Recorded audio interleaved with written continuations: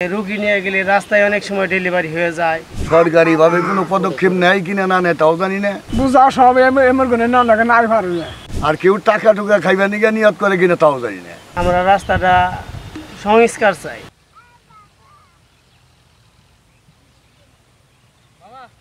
স্বাধীনতার ৫৪ বছর পেরিয়ে গেলেও উন্নয়নের ছোঁয়া লাগেনি টাঙ্গাইলের মির্জাপুর উপজেলার আনাইতারা ইউনিয়নের আটিয়া মামুদপুর খেয়াঘাট এলাকায়।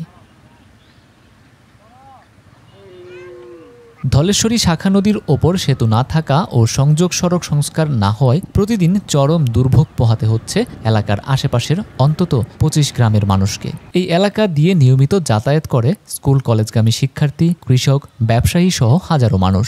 তবে বর্ষা এলেই সেতুর অভাবে নদী পারাপার হয়ে ওঠে দুর্বিষহ।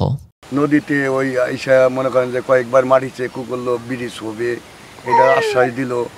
এখন ওখানে কি কেউ কি সরকারিভাবে কোনো পদক্ষেপ নেয় কিনা না নেয় তাও জানি না। আর কেউ টাকা টুকা খাইবা নিয়ে নিয়ত করে কিনা তাও জানি না। এখানে মোটামুটি প্রায় ২০-২৫টা গ্রামের মানুষ এই রাস্তা দিয়ে চলাচল করে। অনেক এমপি, অনেক চেয়ারম্যান আসছে, সবাই এই রাস্তা সংশোধন করে দিব, ভালো করে দিব, মেরামত করে দিব বলছে, কিন্তু কখনো কেউ এই রাস্তা মেরামত করে দেয় নাই। আমরা এই রাস্তাটা নিয়ে খুব কষ্টে আছি। রোগী নিয়ে গেলে রাস্তায় অনেক সময় ডেলিভারি হয়ে যায় এবং অন্যান্য রোগী নিয়ে গেলে রাস্তায় রোগী মাঝপথে মারাও যায়। চরবিলসা, শুক্তা, তেঘুরি, দাঁতপাড়া থেকে শুরু করে নাগরপুরের শেওয়াইল, গাজুটিয়া ও বাগজান পর্যন্ত মানুষ এই দুর্ভোগের শিকার। এই অঞ্চলে ধান, চাল ও কৃষিপণ্য নিয়ে নদী পারাপার হতে হয় নৌকায় করে, যা বর্ষায় পরিণত হয় ঝুঁকিপূর্ণ পথে। এখানে আমাদের যাতায়াতের বহুত অসুবিধা হয়। বর্ষা মাস আসলেই খেয়াতে পারাপার করতে হয়, খুব অসুবিধা হয়। এমনি মানুষের চলাফেরা করা হারে না, নৌকা ছাড়া যায় হারে না, বুঝছেন?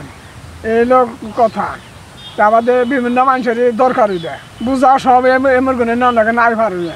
এখানে সেতু নির্মাণের জন্য প্রস্তাব পাঠানো হয়েছে। অনুমোদন পেলেই দ্রুত কাজ শুরু করা হবে বলে জানান এলজিইডির এই কর্মকর্তা।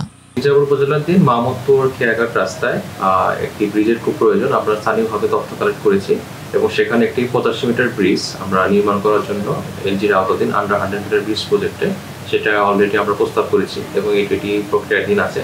আশা করতেছি এটি যদি ডিবিভুক্ত হয় এবং এক নেক্সট সময় যদি এটা পাস হয় আমরা এটা খুব দ্রুতই বাস্তবায়ন করতে পারবো। এবং দেখা যাচ্ছে যে ওই ব্রিজটা বাস্তবায়ন করার পরে ব্রিজের সামনে যে বিভিন্ন গ্রামগুলো আছে তার একটি সংযোগ সড়ক করা প্রয়োজন। সেই সংযোগ সড়কগুলো আমরা প্রয়োজনে আইআইটিবি টাঙ্গাইল প্রজেক্ট আছে, আমাদের এমআইটিবি প্রজেক্ট আছে, সেই সব প্রজেক্ট থেকে আমরা বাস্তবায়ন করার চেষ্টা করব।